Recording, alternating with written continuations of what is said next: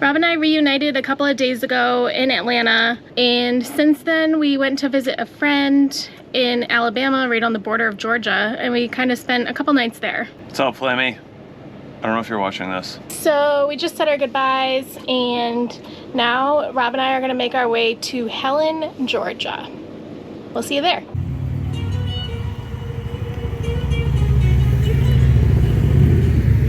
Hot Rod Power Tour was pretty crazy. It was just like a whole week of car-related madness. We had some issues, we had a lot of fun, we met a ton of people, and we saw like thousands of cars. But it's nice to be back. I was starting to miss Mandy and the dog. We stayed in friends' houses for the last like 2 weeks probably, between friends' houses and hotels, and it's been awesome because they're all air-conditioned, which our van is not. But last night here in Helen, it was like in the 50s, and it was so nice for sleeping. And now we're gonna head north.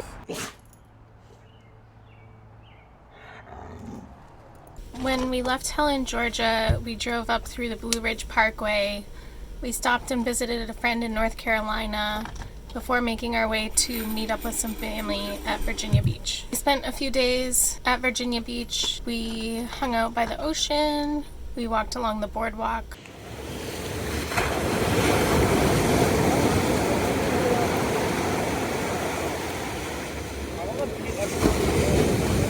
We went go-karting.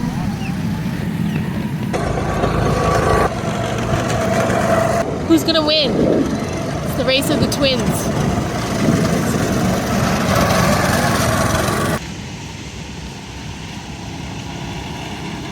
We caught some live music at a local brewery.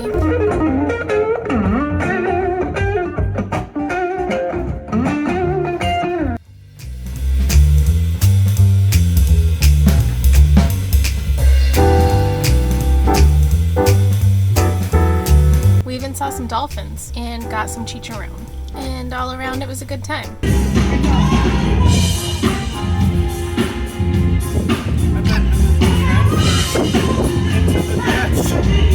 Wow. Jesus. Happy Monday. We left Virginia Beach on Saturday, and we made a pit stop back in Wake Forest, North Carolina at our friend Ryan's house because we accidentally left our air compressor in his driveway. Rob wants to get that mounted when we're back in New England into the engine bay of the van. So it was only about a little over 3 hours. We went back to North Carolina, and Ryan recommended this recreation area, I guess, that's nearby to his house, and it's right on a lake. We stayed here Saturday night at a campsite, and it wasn't lakefront, but it was pretty nice and secluded. The sites are big, they're pretty private. We really liked it so much, and we didn't really have a deadline, so we decided to come back and stay another night. So we left and got groceries, dumped the gray water, and then we came back in and we wound up with a waterfront site. It's been brought to my attention that I never told you guys the status of our power step on the passenger side after I said that it was busted. But all I did was unplug the electric motor that's on it and plug it back in, and it's been fine ever since. That is like IT 101. Unplug it and plug it back in again. We're currently in Fredericksburg, Virginia, and we wanted to show you guys how we normally plan our routes from A to B. We're trying to get to Ipswich, Mass for a 4th of July party, and we'll show you how we plan that. So we use several different resources to find places to stay. One of those is our membership for Harvest Host and Boondockers Welcome.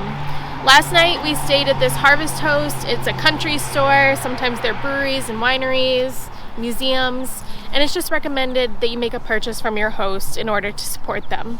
So yesterday we all got ice creams to celebrate Loki's 9th birthday. We found this place, the Battlefield Country Store in Fredericksburg.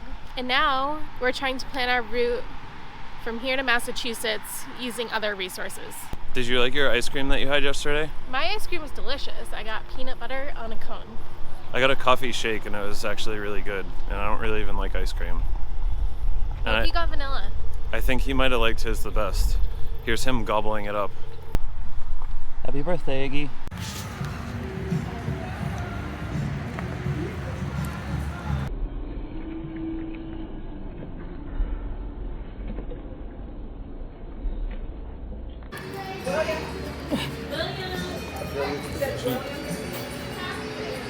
Another thing that we like to use is an app called iOverlander. When you open it, it looks like this. And then you can just click on a map and click on your location. And it will show you where you are. And it will show you all sorts of icons. If I zoom out, I can see some. It will show you all sorts of things. Here's a list of all of the things that it will show you. We most often use it to look for free campsites and water dumping stations and water filling stations.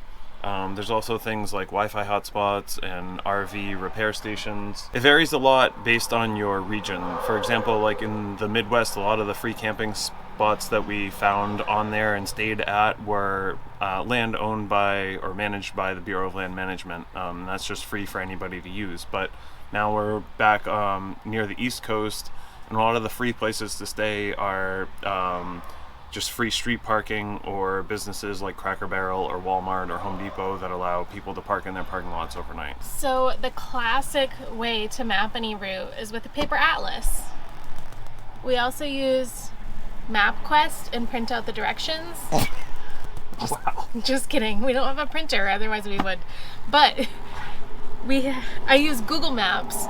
So I usually put in point A and point B, and then kind of use the paper map to see if there's any alternative routes, scenic routes, or points of interest nearby that we might want to go to instead. In this case, I put in our destination here in Fredericksburg and Ipswich, Massachusetts, because that's our end goal for the weekend.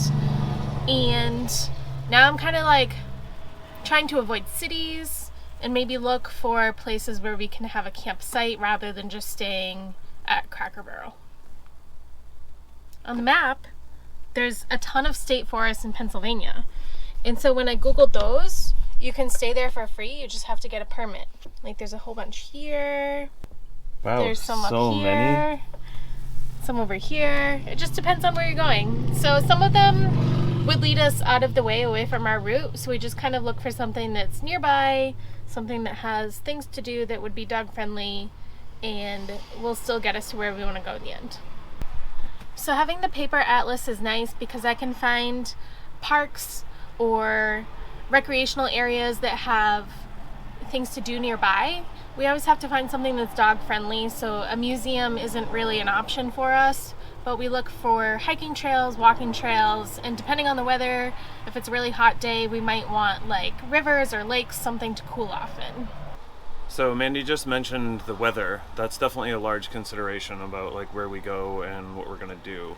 Like she said, if it's hot, we want to go swimming, and if it's cooler, we want to do an activity that we wouldn't want to do when it's hot out. So we use our own preferred weather apps. I like Weather Underground because it's the best, and she uses whatever she thinks is good enough. I use whatever's factory on the phone. Like, seems fine, right? It tells me the temperature.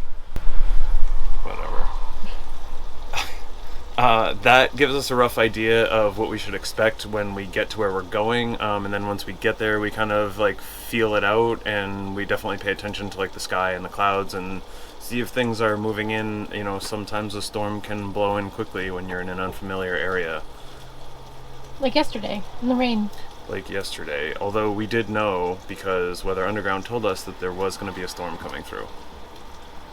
It wasn't a total surprise, but we did get soaking wet walking the dog. So this is Washington. I'm not sure if you can read that. DC. But this is the approximate route that we're planning to drive today. It's a little bit over 3 hours. And I just checked the weather at our current location and at our destination for the day.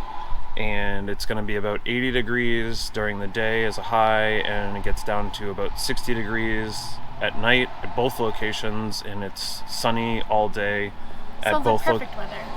Yes. So I'm not really too concerned about checking anywhere in between.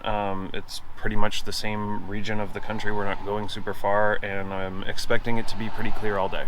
So I found some campsites in a Pennsylvania state forest, which is where we'd like to stay tonight. It's free camping.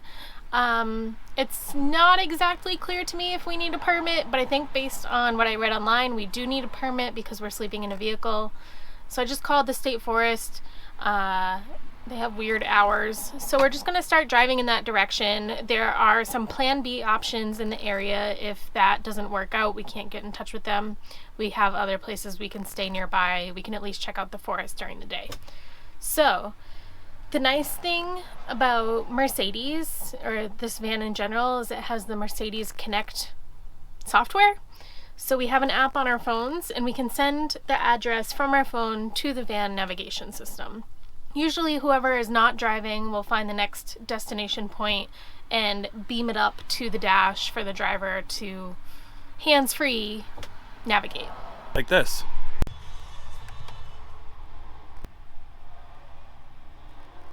Can you send me the address? That's what I say all the time. So I have our destination here, which is Michaud State Forest in Pennsylvania, and I just click on share. I'm in Google Maps, by the way. And I click on Mercedes Me Connect, and then it pops up with our van. See, there's our license plate number. Nobody knows what our license plate means, but it's our vanity plate. And I click on send, and then it does its thing for a second, and it says it was successful, and I hit OK, and then Ta-da! the driver just clicks on the arrow, and she calculates the route.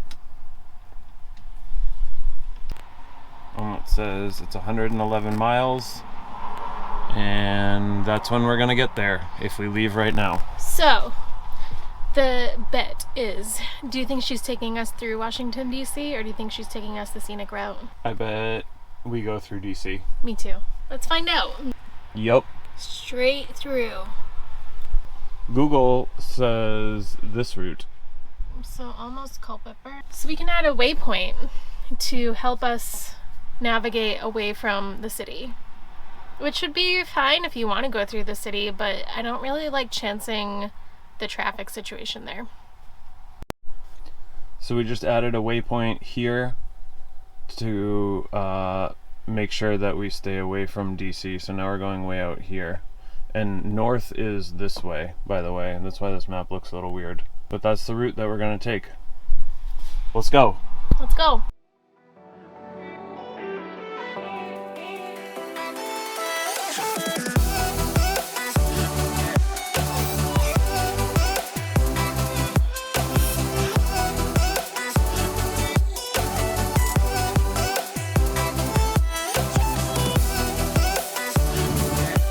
Some of the other applications that we use, or tools that we use to find campsites, are Sekr and Free Roam.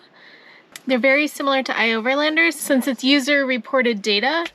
So it just kind of depends on who's using the apps. A lot of them are overlapping, but sometimes there's different things on there. So I think iOverlander is our go-to, and then as a backup, we'll use some of the other ones if we're not seeing something we need.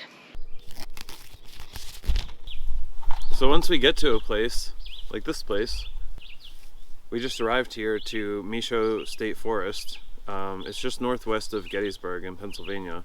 We usually just try to feel out if a space feels safe, and this one totally does. This site is very remote. We were on a dirt road for probably I don't know, 20 minutes, half hour, and the only thing that we really passed was other secluded campsites along the way, and most of them were empty. But we also, sometimes we'll move on, right, if something doesn't feel safe, or sometimes the campground is full when we arrive, or we tried to find a grocery store that doesn't actually exist even though it was on the map.